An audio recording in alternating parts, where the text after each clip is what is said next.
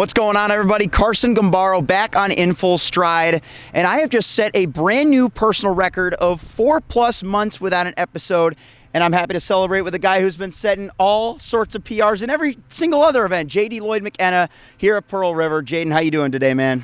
I'm doing great. I'm so happy to be here. Dude, me too. It's a beautiful day.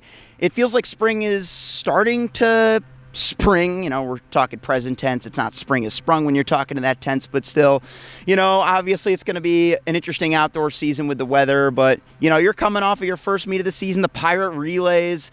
How you feeling after that 22.7 4x2, one of those other PRs that you've been setting recently? Yeah, no, to be honest, I was not expecting that. You know, I'm pretty much like an 800 runner, and, you know, to run the 200 and split a 22, that's something I didn't know I had in me, so. Yeah. I mean, you could say what you want about running starts, but that's still like pretty impressive speed, and needing that for the 800 is really important, especially just knowing how many different ways an 800 can take in terms of shape. You know, it could be a fast balls to the wall race. Yes, I said it. It could be like that, or it could just be a tactical jog fest, and having that speed is like a really important security valve.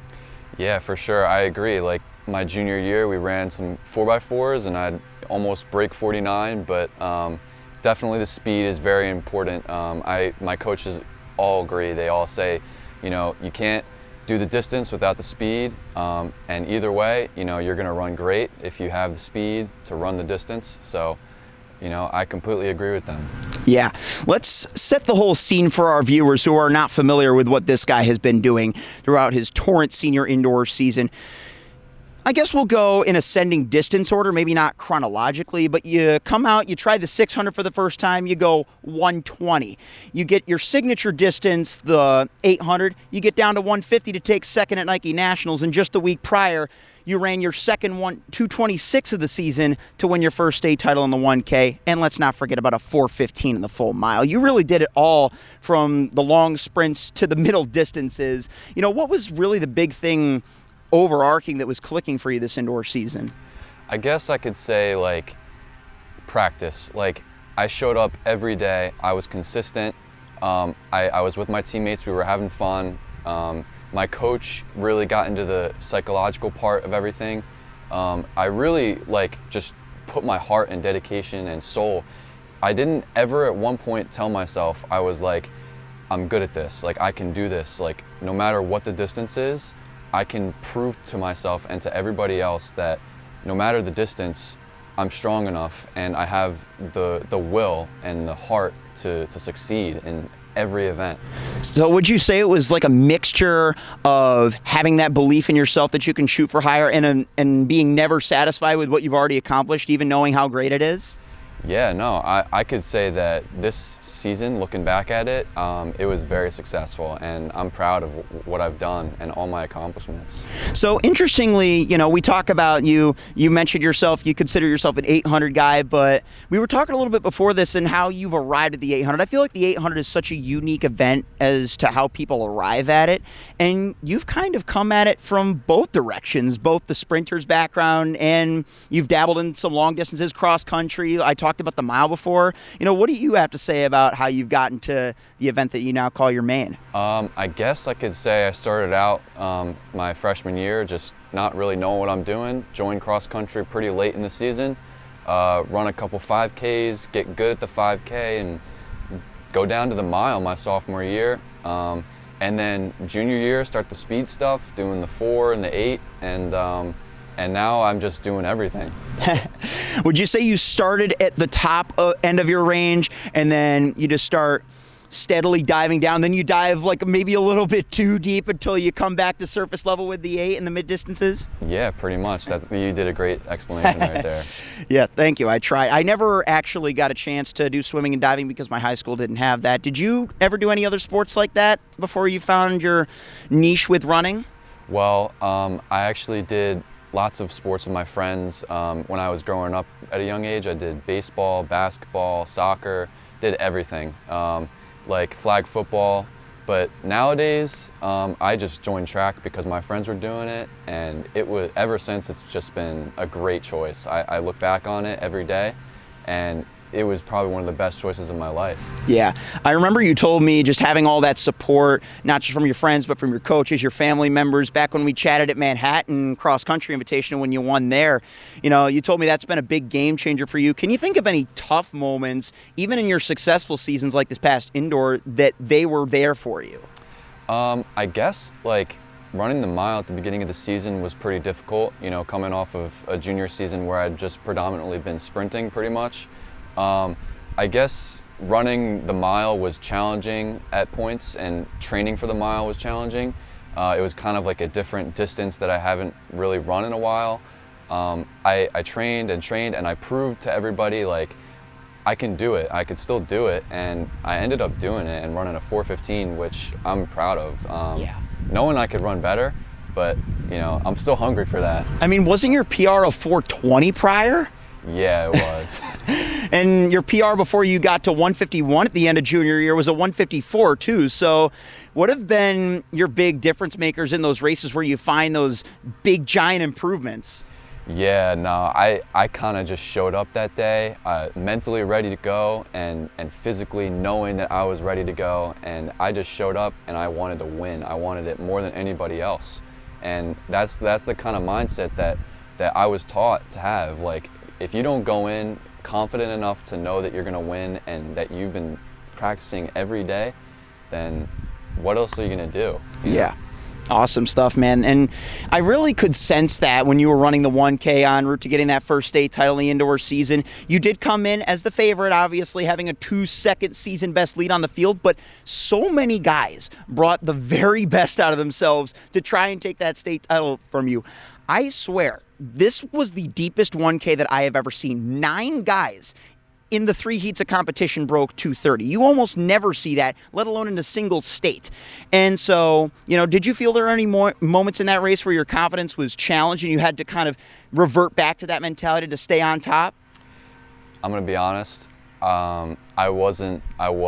I realized, like, the first person to break 2:30 was way later in the season. It didn't happen. Like, I was the first person to break 2:30, and, you know, coming in, nobody had broke 2:30 until about a month left before states, and there was only 2 people that dipped under that barrier. And not until states, when I ran, that's when people started going under, and I realized, like, that's what you got right there. Running a 2:26 again at states, and bringing all those people under that barrier, that was like, I was shocked. I was like, this is what people can do nowadays. Like, I was in true shock by what happened. Yeah. In a way, I feel like Thomas Izanovsky, the guy who got second right behind you, he took a little bit of what Coach Shane Zanetti preached to Owen Blaisdell back when he won the Mile State title. If you guys haven't seen that episode, definitely go and check it out. He always preaches saving a gear, and, you know, maybe that was what allowed him to get from a 2:31 guy all the way down to a 2:26 to get a school record and finish within 4/10 of you, essentially. You know, just what's it like having a guy breathing down your neck that you might have never anticipated coming into that competition being so close? I was happy. I was happy for anyone else who was ever to succeed. Like, all those people going under 2:30, all those people getting PRs in that race. Dipping under the 2:30 barrier is a big deal, and, like, for all those people to do it, I'm super proud of them. And they all had great races that day, and including myself, you know, for being sick for 3 days and still breaking 2:30. Right. That was the one part I forgot to mention. Like, I was astonished. I didn't show up to practice for 3 days, and I still broke 2:30. I was expecting to not run my best, but I still did it. And everybody else ran great too, so you know, kudos to everybody else. I feel like it's one of those moments in sports. I found a few of those along my journey covering this sport where you find that reminder to not take anything for granted. I feel like that race was definitely like that for you, was it not? Yeah, no, that was a great race. I mean, either way, if it wasn't what I wanted, you know, leading up to the race, I'm still grateful. You know, like, I'm a state champion, Fed champion, like.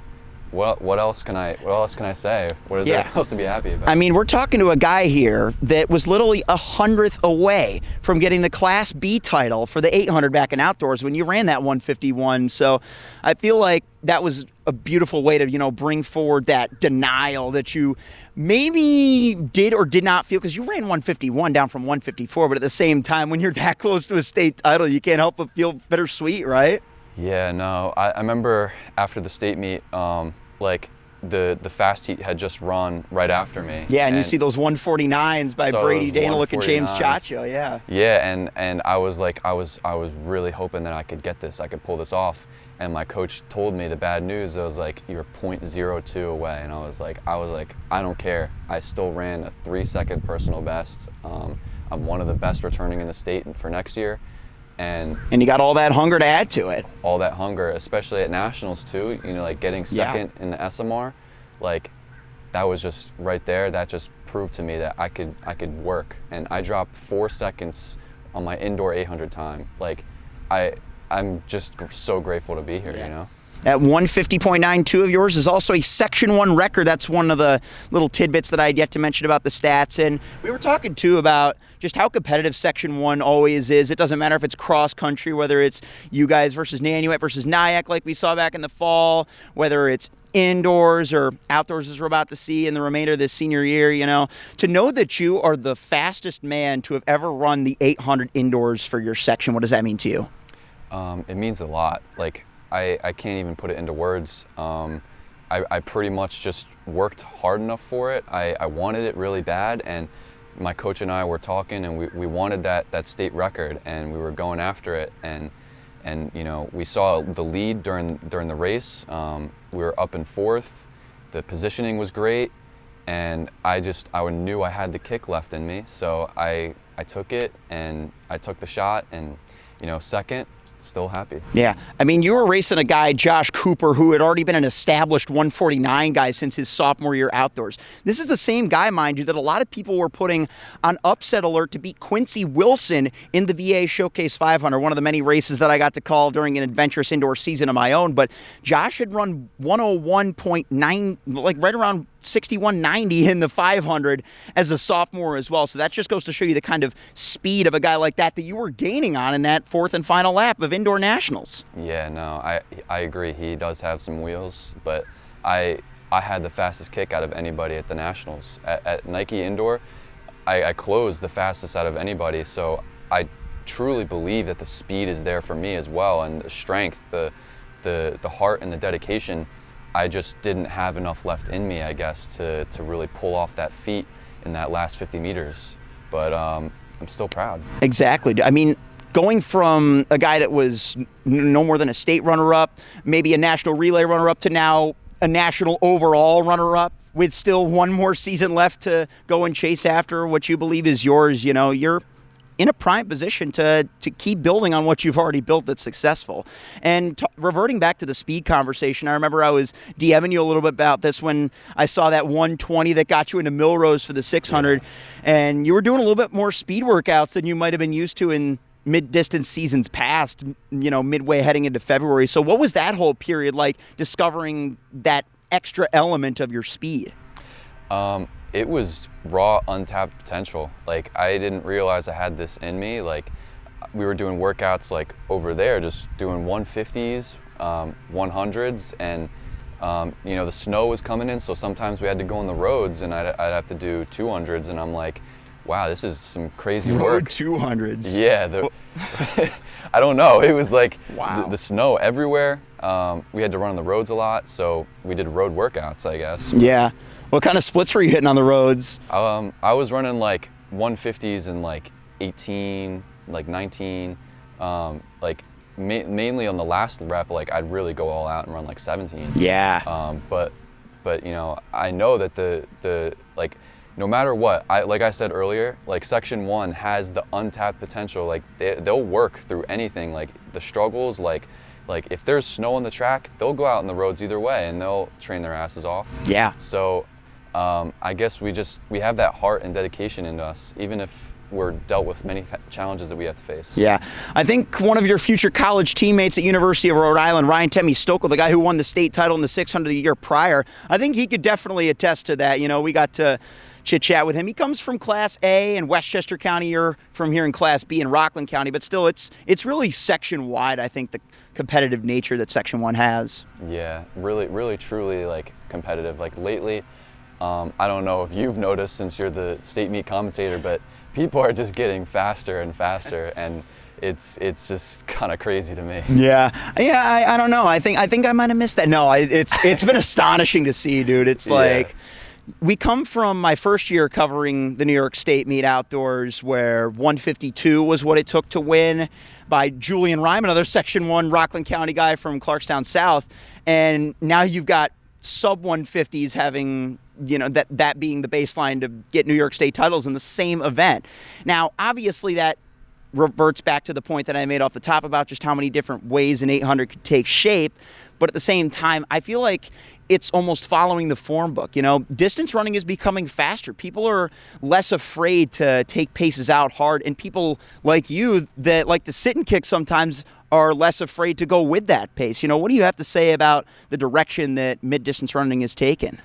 I'd say there are lots of advancements in middle distance running. Like, people are getting way faster in the middle distance range, like the 600, the 800, the 1K. Like, you see these guys like Cooper Lutkenhaus going pro. Yeah. Right? Am I right? Yeah, going 114 in the 6, going 144 indoors in the 8, breaking that, getting the world championship. He got the high school under 20 record for the 6. I mean, the crazy thing is, too, is one of the first times I had DM'd you after we got in touch on social media around a year ago was like, what was it like witnessing Cooper Lutkenhaus? Because you were 8th at Nike last year indoors, and that's where Cooper first won that national title. You know, he was still a sophomore. I don't think anybody had any idea that he was going to go 142 in the outdoor season. But just what has it been like getting to share that stage with a guy of his caliber? I mean, I was like, as soon as, so I'm not gonna lie, we were all in like the check-in area, and it was like 30 seconds left in the check-in, and Cooper comes in, and the whole crowd just like turns their head down, like they're in shock and pure like fear of this guy. Like, I saw him, and I was like, oh, I wish I could be in this heat. I wish I could be in this heat. Was like, this indoor? This was indoor. Indoor, yeah. This was indoor last year, and like I really look up to the guy. Like, he is just insane athlete overall. I aspire to be like that one day. Yeah, it's so ironic because, you know, you got a guy like me who's 25 and unretired as far as my competitive state of track goes. You got a guy like you that's a high school senior, literally looking up to a high school junior. That's just the level that he's achieved. And I feel like, interestingly enough, with the conversation around trackflation, it can be easy to forget the magnitude of going times like 150 in the 800. I mean, the fact of the matter is that is still number one in a very large empire state of New York. So, you know, what do you do to remind yourself the meaning of the accomplishments that you've made in this world of trackflation? I guess I'd say for New York State, I've put on a good show. I've wanted it like really bad ever since junior year. It's motivated me in training. I've had such an impact on my team. You know, my teammates, like, they've helped me push through tough times as well. And I couldn't have done it without my coaches either. You know, like, my coaches really got me down the mental game, and I really guess I got to give it to them too. Like, I've never been in this kind of shape before in my life, and it's starting to click to me now. Like, I could really do great things if I just keep sticking with it. It's amazing too because, you know, you find when you start to understand your body and, you know, how it can find these peak levels of fitness, and maintaining it always seems like the greatest challenge of it all. But sometimes when you first discover it, I feel like that's when maintaining itself isn't really part of the conversation. You just kind of find that peak and just ride with it. Is that kind of where you feel like you've gotten to yourself too? Yeah, that's 100% what it's like. Yeah. Where do you hope to go with this form that you've found? Any big goals time-wise or championship-wise for your senior season? Well, I've been talking with a lot of people, especially my coaches, like the 1K indoor. to go back in time. We wanted that state record of 220. What was it? 223. 223. I think 223.48 by Matt Piamps from St. Anthony's and eventually Georgetown University. A guy that went on to break school records in their indoor mile that eventually got broken back by Donavan and Abel Tefra. That's what we were hoping for. We were training for that for a long time, and it didn't happen. But the greatest stories are always leading up to the state meet. Like my coaches said, training and working hard, there's always going to be setbacks, and what matters is that you push yourself through those setbacks. Yeah. Any particular setbacks for you besides the sickness maybe in arriving to those points, in those build-ups to your greatest moments? I guess I could say leading up to most of my races, I've had some sort of injuries, but I've gotten through them, and I've like I've said, I've fixed myself, and I've gotten way better ever since my junior year. Fixing these injuries and pushing through them with my coach. Yeah. It's been great. I've the back injury my sophomore year, my junior year, that was pretty rough. But I got through it. And that's right. I think you told me about that at Manhattan. That kind of cut your cross country season short, didn't it? It did cut my cross country season short. That's what sucked. I really want to run the 800 more, and I want to run the mile more, and see what I can do without these injuries, because I've been doing them without these injuries for about a year now. So now I'm feeling great. Yeah. Ready to go. How fulfilling was it to get back to a fully healthy cross-country season where you could put together a nice, steady, strong close for 6, and again, a 5K for the Class B state championship to do as well as you did, being one of the guys that might not specialize in a 5K? Like I said, any distance, just push through it, get the mental part down, and I'm ready to roll and, ready to go. Yeah, that's the big theme I was looking to really uncover about your story here, how you've just really become a complete grinder, from splitting those 49s on those 4x4s to getting 6th at cross-country states, and literally everything that you've done in between and aspire to do moving forward. I think it's safe to assume that breaking 150 is on your mind this outdoor season. Any particular things that you're going to do to ensure that it happens? I'm going to work my butt off for sure. I am going to break 150. I know I can do it. I've said in multiple interviews indoor, I know I'm capable of doing it, and it's just a matter of whether I'm mentally down, the road, I'm ready to do it. And that's the whole game that my coach taught me, just mentally being there. It sounds like more of the same, but the key word, more. More. That's right. Yep. Always got to be shooting for more. Interestingly enough, after we wrap this episode, we're going to chit-chat for a few more minutes, but after we wrap this episode, I'm getting pretty close on Instagram to 800 followers on InfoStride. Thank you so much, by the way, for everyone that's followed. Please make sure, if you're not following, to follow us on InfoStride Podcast so that you can see the 800-meter time trial attempt that I'm about to give a go at with this guy as my rabbit. It's going to be an epic show. I literally have no idea how well I'm going to do, but it's just a fun time. We're here for the adventure. And the adventure, of course, no matter what happens or doesn't happen this outdoor season, is going to continue at the home of the Atlantic 10 men's champions, the University of Rhode Island. We scratched the surface on that a little bit earlier in the episode, but just how excited are you for what's to come after high school? I'm really excited. We got a growing team. We had the Menacing kid commit recently. Rob LaBarbera, the 600 state champ. Yeah, good friend. Saw him at the Pirate Relays earlier this week, and yeah, he split a 47 on his 4x4. He's fast, man. No joke. Definitely look out for Rhode Island. They're definitely coming. Yeah, we already talked about Ryan. We got to hear from him at length last year, and we also got to see I think they set a championship record for points in the indoor season. That was crazy. Yeah, no, things are looking really good right now. And Taylor actually told me about this. Taylor Macetta, my great friend and co-announcer who joined me for the Ryan Temmie Stokel episode. She was heading back home to Connecticut for Easter, so couldn't join us today for a surprise guest appearance. But she did tell me during that episode that at A10s, they do run the 1K at conference. I'm sure you were prospecting that. And how exciting is that to know that despite not getting the state record indoors, that you could potentially chase after some school records and whatnot and conference titles in your event that you became state champion in a collegiate career? I think it's definitely going to be fun. My coach probably would agree to run the 1K. I like the 1K a lot, and you know, the 1K is fun, but certainly that 800 is there too. So definitely got to think about what I'll be running.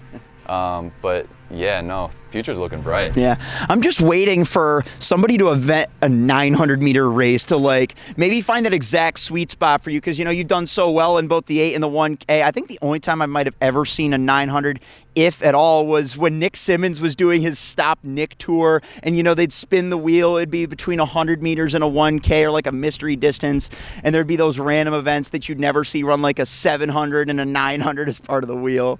I don't know. Yeah, that's funny. I saw that. Yeah, Nick Symmonds is a great influencer as well. Yeah, he's an idol of mine as well. I subscribe to him on YouTube. So. Yeah. And even if he's not, you know, pumping out content like he was a few years ago, the fact of the matter is, like, I have a lot to attribute to my fandom of the sport to him, and like what he did during those COVID years, gathering those meetups. It's even inspired me to loosely want to host my own track meet one day. No promises on that, but hoping it happens. I don't think I'm going to call it the Carson Gambaro Classic. That's a little bit selfish and pompous. But, you know, we'll find a name for it. We'll find the right time for it. And all that matters is that we got the inspiration for it. What about the Creator Showcase? Actually, yes, I've definitely got to keep that in the frontal lobe. Angel Mendez, we are waiting. Of course, there's a whole lot of logistics to come with organizing meets and whatnot, but he was able to make it happen, not just in his influencer era, but in his professional era, you know, with all that he did on the track. You know, he was one of the most famous sitting kickers of his time, and one of the other great 800-meter guys that really got me into being a fan of the event. You got to take a picture with, at Nike Nationals, Donavan Brazier. Yeah, Donavan, man, he was such a nice guy. He was so chill. Like, I was not expecting him to be that cool of a guy. Like, he was just there, and he was, like, such a nice guy to me. Like, I can't even believe, like, what, like, it was just a dream, like, come true just by meeting him. It's amazing about his comeback story because it was, in my opinion, very overshadowed by what Cooper did, going 142.27 just behind him. People forget that Cooper didn't even win the race, but he won the hearts of everybody in Hayward Field by just how fast he ran, so much to the point that Donavan Brazier's 6-year bridge gapping PR was, you know, not even the talk of the town of that race. Yeah, no, I mean, he was out with injury as well. Like, yeah. He just came back. Like, I legitimately didn't know if we would see him return. And when we saw him running those early season, 144s, 143s, you know, it felt good to see him back, but it didn't even feel like there was a guarantee with how well Josh Hoey was running, with how well Bryce Hoppel always shows up at championship season, that Brazier was even going to make it back to Worlds, let alone win USAs. Yeah, no, it was a crazy, like, I can't even believe, like it was overshadowed, and still, Cooper running 142, that was crazy. Like, yeah. Like, how is this humanly possible? Yeah, you're sitting here asking these questions, but yet you're staring right at this professional landscape with all of your best years running ahead of you. What really motivates you to want to get to the same stage as those guys at higher levels? I guess just running my best. Like, I show up every day and I work, and there's really no other answer. It's just truth. Like, Cooper is out here making it look easy, and some of us are working here really hard, but, you know, hopefully that'll be me one day. Like, you know, it'll get easier as time goes by. Keep dreaming, my man. Anyways, this has been a really fantastic conversation out here. Glad I got to make the journey to your high school. It's a really beautiful place, not just on beautiful days like this. Even if pirate relays are guaranteed at least a few raindrops, it's still just an awesome place to be. And yeah, bringing everything full circle. Yeah. Great. Thank you for having me. I appreciate it. Absolutely. If you guys enjoyed this episode, be sure to leave a like and comment your thoughts down below. Check out JD's outdoor season for his senior year, and be sure to wish him luck on getting after that 150 barrier and all of his nationals exploits. Anything else you wanted to touch on before we let you go for the day, Jayden?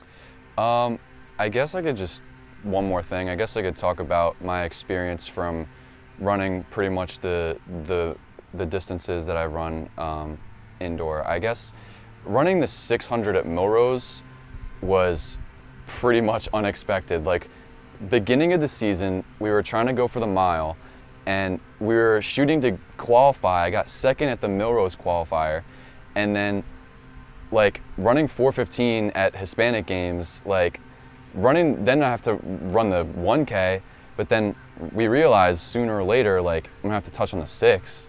So I run the 6 for the first time at my league championship, and I solo a 120. I'm like, okay, I can do that. So then I get a call, like my coach gets a call from the director of Milrose, and is like, would you like to run the 600 or would you like to run the mile? I was like, my coach told me that. I'm like, I qualified for both? Like, what? That is insane power of choice right there. Yeah, and I was like, if I choose one, it's gonna have to like direct the rest of my season. But like, I was like, I have to go with the 6. Like I ran 120 my first time. Like, I should be going like faster than that. And you know, it was a great experience. I got to meet like these great prodigies like Caleb Winders and like, right, and all these other guys. I was gonna say Caleb's like one of the few other guys I could think of that has that 600, 1600 connection type of range that you possess. Yeah, no, obviously he's fast, but like I aspire to be that fast too, and I know I can do it. Yeah. And obviously all these experiences like from indoor was just really game changing for how I feel going on to outdoor. Like it really opened my eyes. Yeah. Well, we're going to leave you victim to the elements, but if you've shown us anything, it's that you've got the mental toughness to power through just about anything that comes your way. Are you considering a potential double at States, or are you going to go all in for the 8 and 4x8 if you guys make it again there? You know, I was actually thinking about that, doing that for indoor previously. I was thinking about that, but then I was like, I think a state record would sound nice.